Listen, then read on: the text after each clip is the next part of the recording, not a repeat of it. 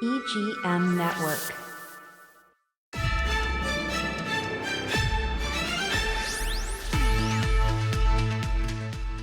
Good afternoon, America. It's good to be here today.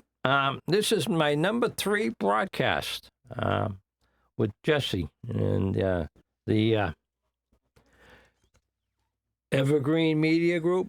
Yeah. They're on top of their game, folks. So I'll have Jesse come in a little bit, explain some stuff to you about them. Before I really get started, I did look up how many billionaires there are in the United States. According to Forbes, 813 billionaires. That's a lot of billionaires, when you add up all that money, So, Jesse's, in our last podcast, he kind of showed you what $1 billion actually looked like, right? That's right. It was a big chunk of money, right? It was. And there's 813 guys who had that chunk of money, and I think Musk has like almost 500 billion of it, so he's in pretty good shape. He is. And the other thing I wanted to mention, in the last broadcast I mentioned, our president, he tends to try to brainwash people to listen to him. And I picked up on his latest brainwash. I'd like to pass that on to you. Totally exonerated. I've heard that 3 or 4 times in the past week. Now, what that means to me is that he's trying to tell you he's got nothing to worry about. But unfortunately, he hasn't released those files yet. And I got kind of excited today because I saw something on the internet that said Trump released files. I said, oh, maybe he's totally exonerated. He's releasing those 3 million files that he hadn't released already. Well, he's releasing stuff about UFOs and aliens. Those are the files he's releasing. It could be a distraction. I don't know, right? Yeah, I think so. Yeah. And the other thing, I saw him on talking to a reporter, and he was saying, they were talking, why wouldn't you support ICE, identifying themselves with no mask and name tags, similar to what we were talking about in the last podcast. Well, he says he wants to protect ICE.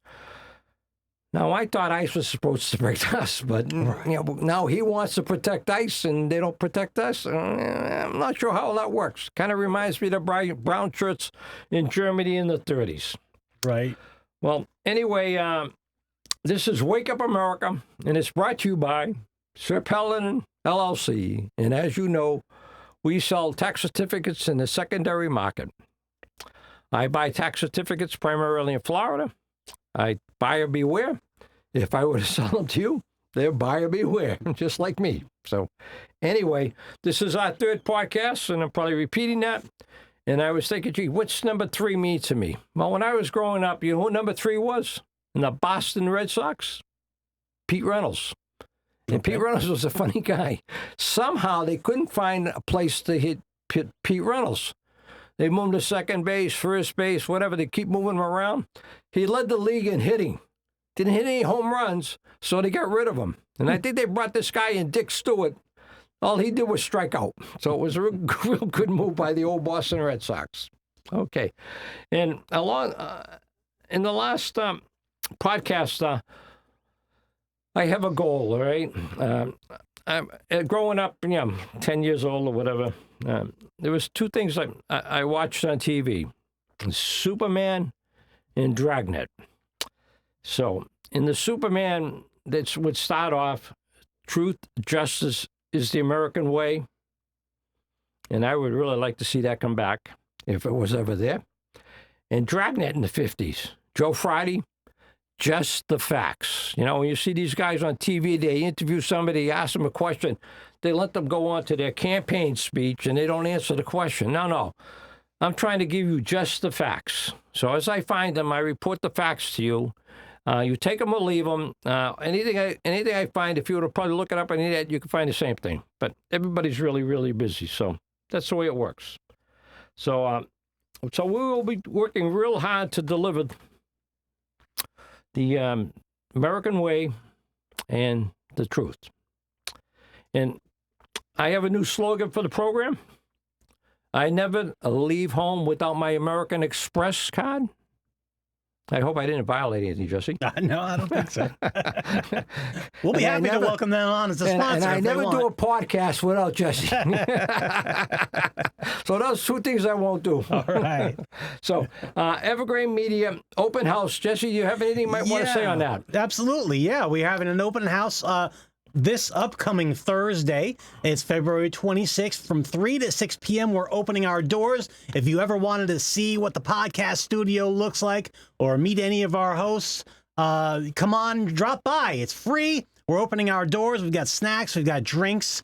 And we're even live streaming. We're going to try to live stream the whole 3 hours. So come out and see us. We're at 865 16th Place in Vero Beach. That's Evergreen Media. Jesse, I do have a question, and I haven't asked this beforehand, so I might catch you with your pants down here or not. But All right. Anyway, suppose I had a friend in Maine and had a little business, and he wanted to do a podcast from Maine. Could you hook him up from here and accommodate him? Absolutely, yeah. You can have up to 5 people remotely connect, and So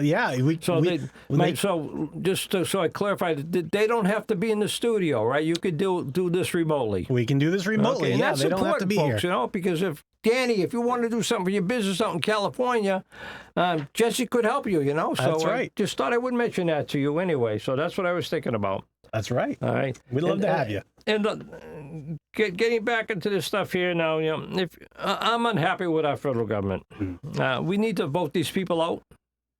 I mean, if they're not doing the right things, we need to vote them out. And as I said in previous podcasts, and I'll say in future podcasts, in this election coming up, the midterm, your vote really counts. And the only time it won't count is Donald Trump were to declare martial law, go in and seize ballots from highly populated areas that might vote non-Republican.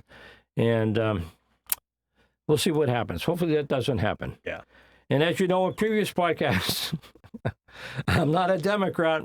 I'm not a Republican. I'm an American, non-party affiliated, independent voter, as in the old days, which is kind of interesting. Independent voters now outnumber political party enrollees. Really? Yeah, that's quite a thing, you know. Yeah. People don't want to participate. The problem with that is that they get beat up in the primaries. They can't vote in a lot of primaries. They're close primaries, so they can't vote. So they don't get to choose the candidate, which is sometimes really, really important, I would suspect. That's true. So anyway, so the power we have is our vote, especially in the House of Representatives and the Senate.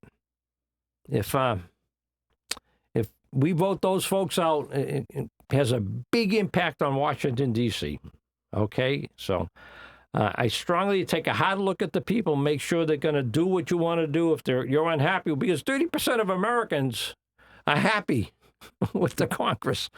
70% of us, and I'm one of them, I guess, we're not so happy. So if the 70% vote people out, and that can happen, we can change the whole landscape, okay? We can demand better things for working-class Americans, which we haven't gotten. Okay, so does anyone, moving on, last week, I happened to say there were 2 Americans that were shot by ACE, Renee Good and Alex Preddy. Mm-hmm. I'm unaware of any arrests in these shootings. I happen to say, I think today, and it's just last minute scratching here, the Minnesota, their government has requested that they get information from the federal government so they can do their own investigation. But the federal government has refused to give them any information. Now, the federal government was demanding that Minnesota work with them, and now when Minnesota reaches out and say, hey, you will help us with this investigation, they turn them down. Not the America I grew up in, folks. It's time to vote them out.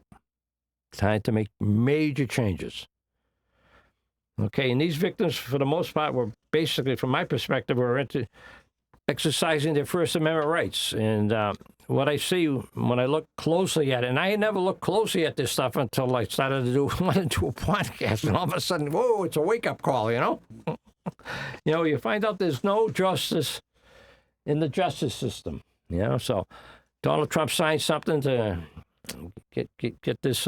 What's that guy's name? Jesse on the with all those high-powered people committed suicide and whatever. Epstein. Epstein, yeah, that's a guy, yeah. And there was a lady. She got a big settlement from the prince. Remember the prince? He got arrested, but he didn't get arrested for fooling around with females, right? Right. But she moved to Australia, millions of dollars, committed suicide.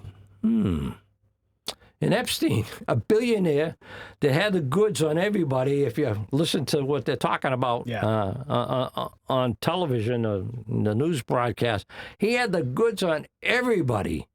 He committed suicide. Now, if you believe that, I want to sell you a bridge, okay? And by the way, I saw the Attorney General on months ago explaining there was a little blurb in the film, but it was like one rear was wrapping up and they were cutting over to another one, and there was like a 3-minute gap. And maybe it wasn't 3, but there was a gap, okay? There was a gap in there, and lo and behold, the 2 people that were watching the 4, they fell asleep. I wonder what's going on. Yeah, fishy. Yeah, I guess, I mean, a whole bunch of odd things occurred, in terms of poor old Epstein. He committed suicide. I don't know. It doesn't make any sense to me. Okay. Anyway, moving on to the next item, I look at the president suing companies, and I say, wow, why would ABC, CBS pay off the president for these suits?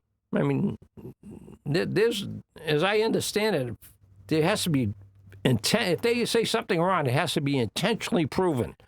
And that's almost like next to impossible.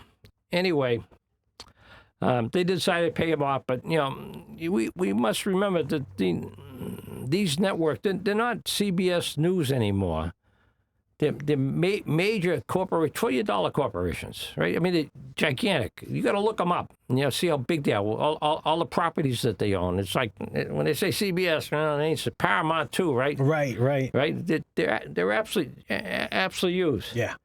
So, and when you look at the news now, I remember when I was watching CBS, there's a guy named Walter Cronkite. Perhaps some of you folks might remember good old Walter, right? It was real in-depth news. I mean, he didn't fool around. He's the guy that went to Vietnam, came back and said, the United States is never going to win this war.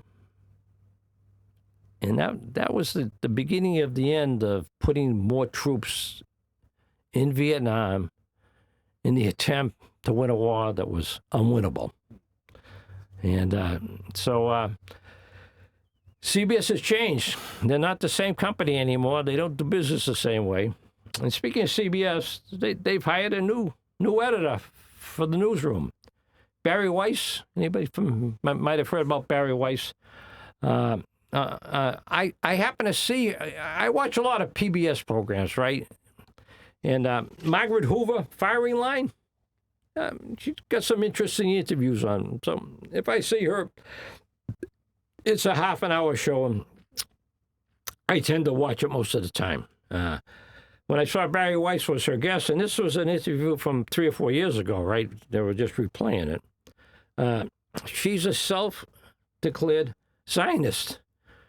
Now, me, I've heard the term before, but I never looked it up. I have no idea what that meant. So here I go in here. What is a Zionist, right? Right. And so when I looked that up, I was struck. It says, it seems to me a very unusual thing that the head of a newsroom would be a Zionist. Because how can you be fair to people, that are getting persecuted in Palestine? You just can't be fair. So it was just weird. So anyway, okay, I found that real strange. So you can look it up. It's all on the internet. Margaret Hoover interview and stuff like that. It's good information. All right. I always watch CBS in the morning program. Okay. And there was a guy, Anthony Mason, on it. This is like maybe go back 3-4 years. And he struck me as a real news person guy, right? Okay.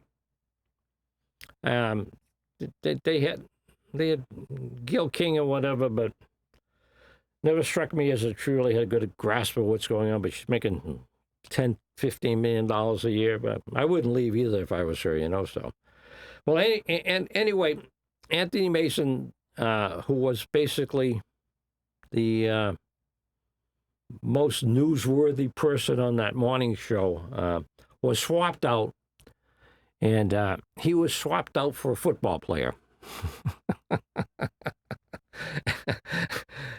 So at that point in time, I decided no longer to watch that, and I went over to ABC. Now, I'm stuck on the guy's name, but there's a guy, Michael, on ABC in the morning, who was a football player. Oh, is that Michael Strahan? Say that again? Michael Strahan? That's the guy. Okay. Thank God you're here. That's why I'm here.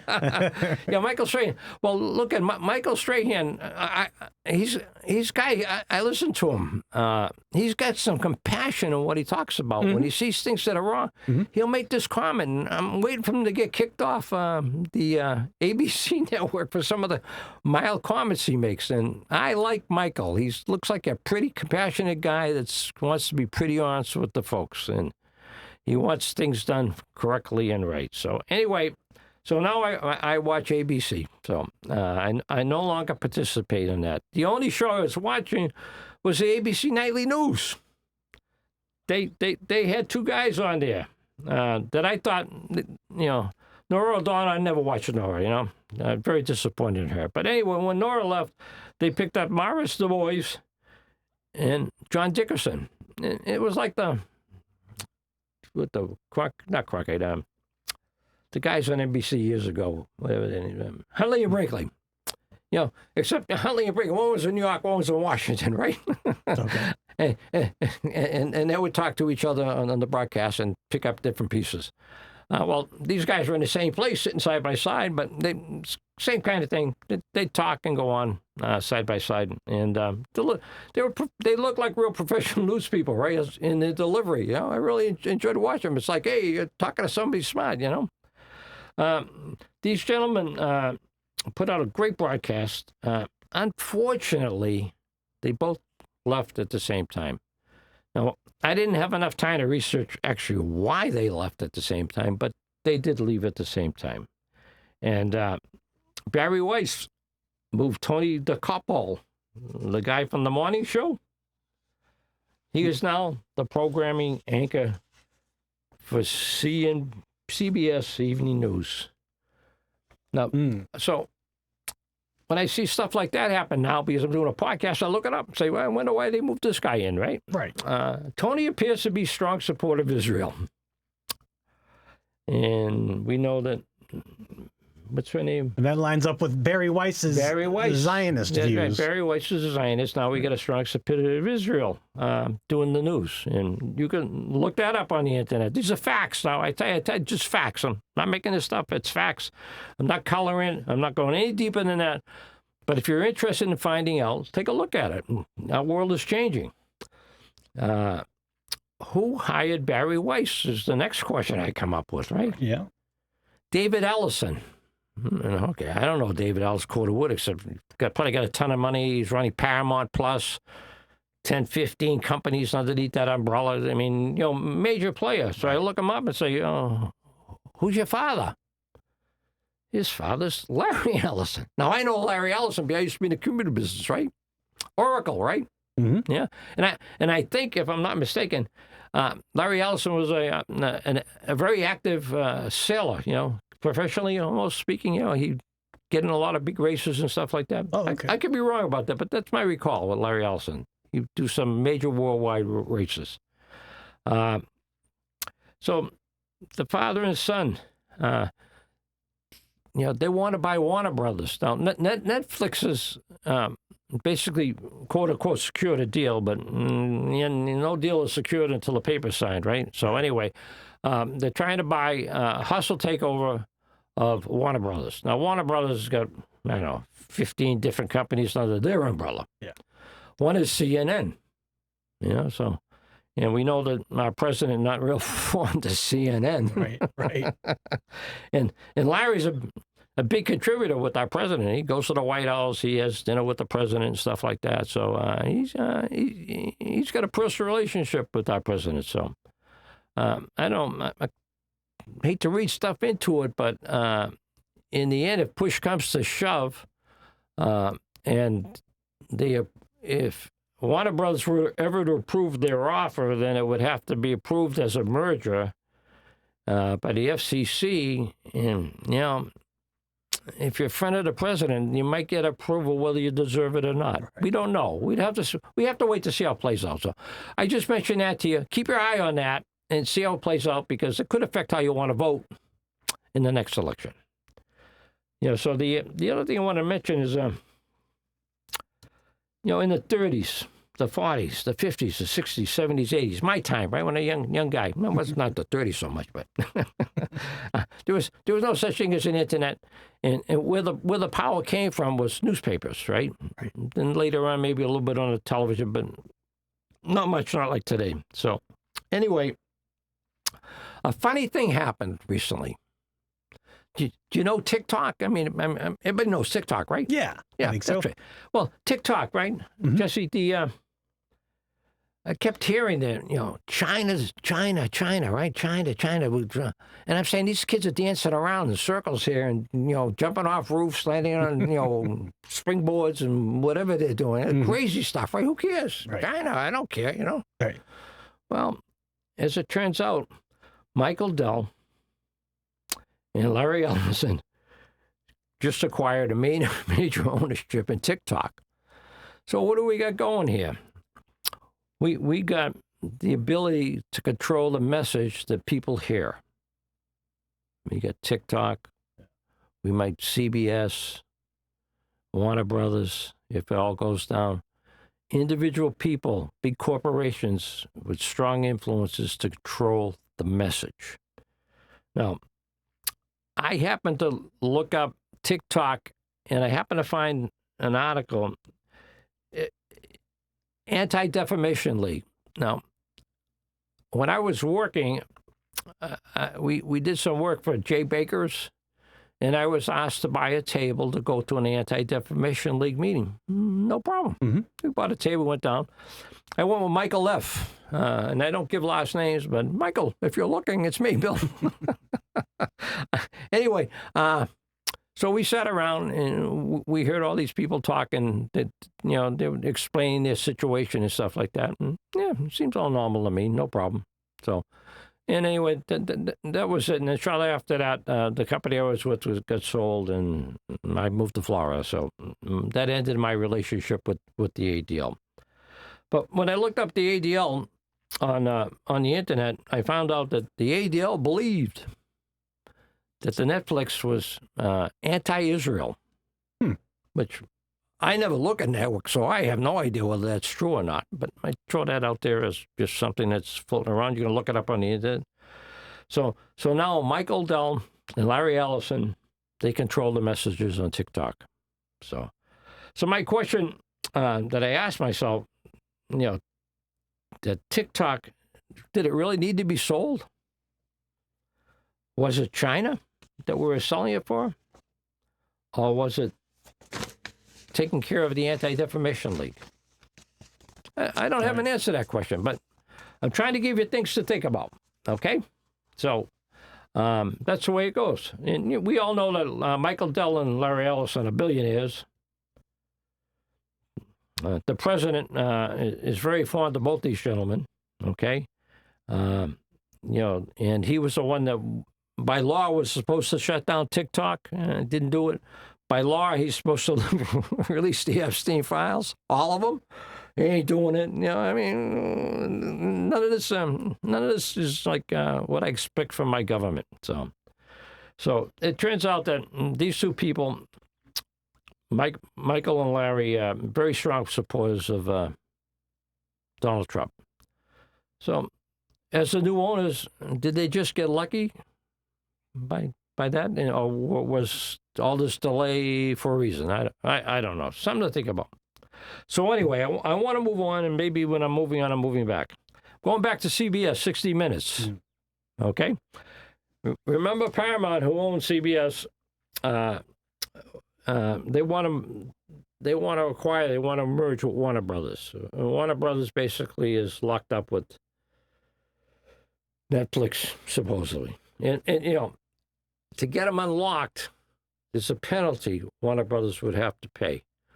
$2.3 billion. But Larry says, you know, if you let us buy it, I'll pay the penalty for Warner Brothers. Imagine that kind of cash throw on $2.3 billion. No problem, I'll pay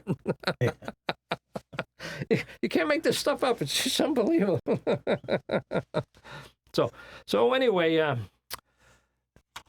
with that, 60 Minutes was supposed to broadcast a program inside. Is that CCOT?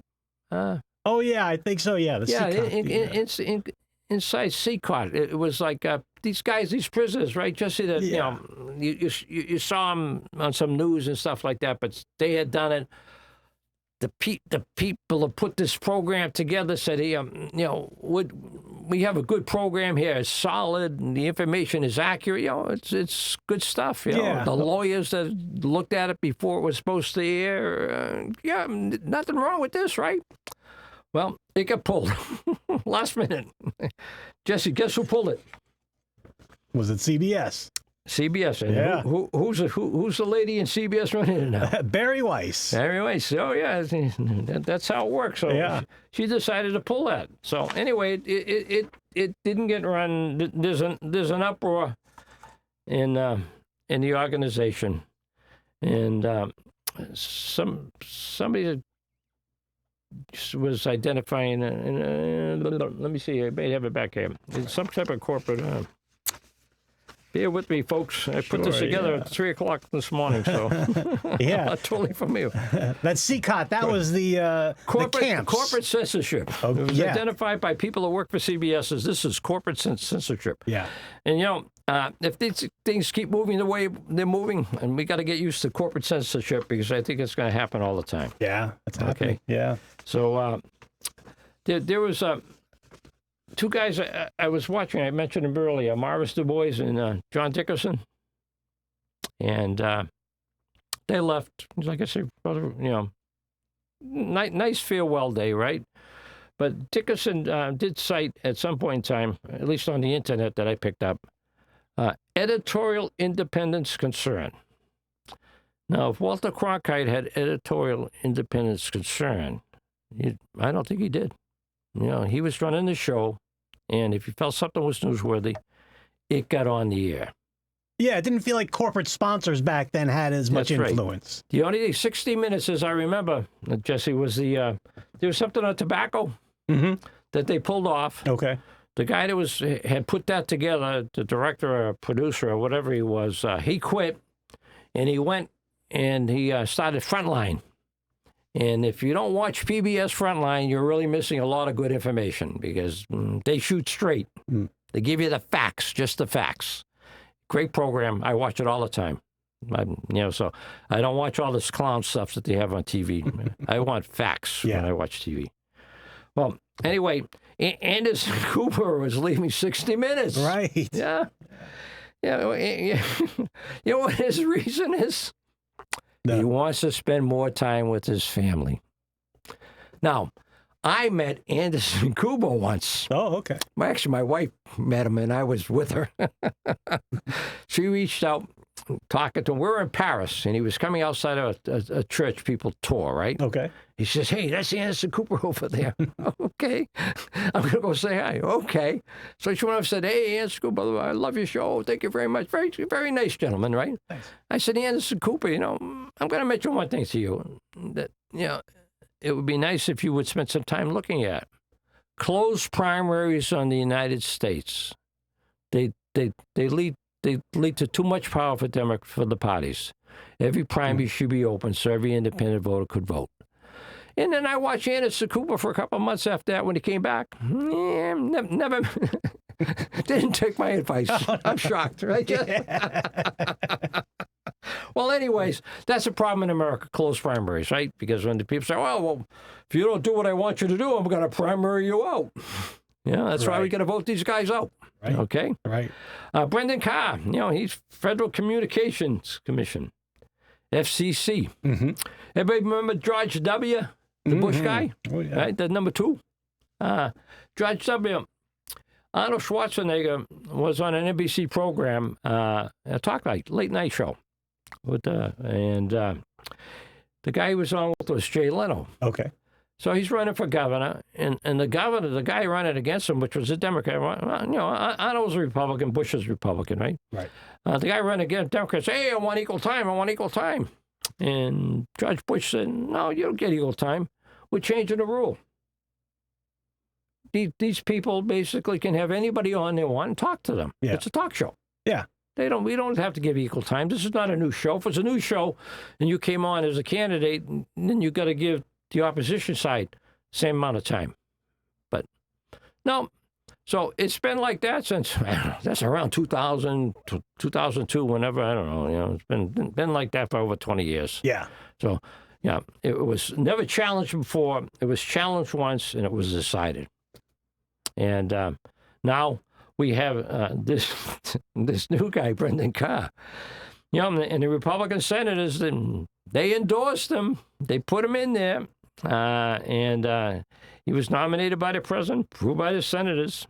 And Brendan Carr basically is trying to suppress First Amendment rights, okay? He's picking on Jimmy Kimmel, Stephen Colbert, and The View. The ladies that sit around in the afternoon. Right, yeah. The View, right? Yeah. What are they doing, right? God, who watches The View anyway, right? Most people are working. Right. These programs speak about the president. Yeah, so, and I guess he doesn't like what they say about the president, Brendan Carr, and he's trying to pull this freedom of speech thing on these people, and that's the suppression of First Amendment rights. As we know, Jimmy Kimmel came off the air. A lot of people stopped going to Disney World, and Disney said, well, I think we're going to put Jimmy Kimmel back on the air. That's how that worked, right? Yeah. Stephen Colbert was not allowed to give a candidate in Texas an interview on TV. It was stopped by the CBS folks. Mm-hmm. The lawyer said, well, you can't do that. You can't do that. So what he did, he's got his own little YouTube page like me, me and Stephen were on YouTube. Right, Jesse? Yeah, that's right. And so we're on YouTube, and he came on YouTube. And unlike me, he did that interview. He got over 3 million hits on that interview. Can you imagine that? Jesse. That's nice. What the hell are you doing? Yeah, that's right. I want 3 million hits on this podcast. Come on, help me out, will you? Yeah. And The View, basically, for what Stephen did, they're being reviewed for the same thing. Get the president to ban you, Bill, and we might get our viewership up. Yeah. We're going to do our best, right, Yeah, Jesse? We're working on here. I call it, we hit the inch markers on the way to the milestone, right, Jess? There you go. So, okay. So anyway, my time's kind of up, and I hit a whole bunch of things. So look up Mark Zuckerberg and see how many companies they own. Jeff Bezos under the Amazon umbrella. Yeah. Elon Musk with Twitter. Yeah. And X, yeah, they're all controlling these messages. I got 3 pages of them, but I printed these out in case I ran out of things to say. But just, I don't think I ran out of things to say. No, you didn't. Just so, how can people, if they wanted, next week when I do my show, right, Yeah. if they wanted something to be done, how would they find it? Yeah, well, if you want to get on the show, email wakeupAmericawithbill@gmail.com. Your email is wakeupAmericawithBillCrafton, and just want to let everybody know, please forward this podcast to every contact you have. The midterm election is critical to the survival of our country. It really is. The podcast should be treated as a chain letter. The messages in the podcast need to be viewed by millions of eyeballs. So let's get the ball rolling to restore dignity and respect in our country. And my final statement to everybody out there, as Americans, we deserve better from our politicians. Thank you very much. Appreciate tuning in. Jesse? Yes. Oh, by the way, just real quick. Yes. Jesse, I was supposed to do a whole different show. I sent him an email and say, at 9 or 10 o'clock this morning, I say, hey, I'm not going to know what we're going to do, Jesse. I'm doing something totally different. And I'll tell you, he didn't beat me up when I walked in. He's a hell of a guy. Thank you, Jesse. All right. Thanks a lot, Bill. Okay, All bye. right. Thanks for watching. Thanks for listening. We'll see you next time. Bye-bye. All right. Signing off.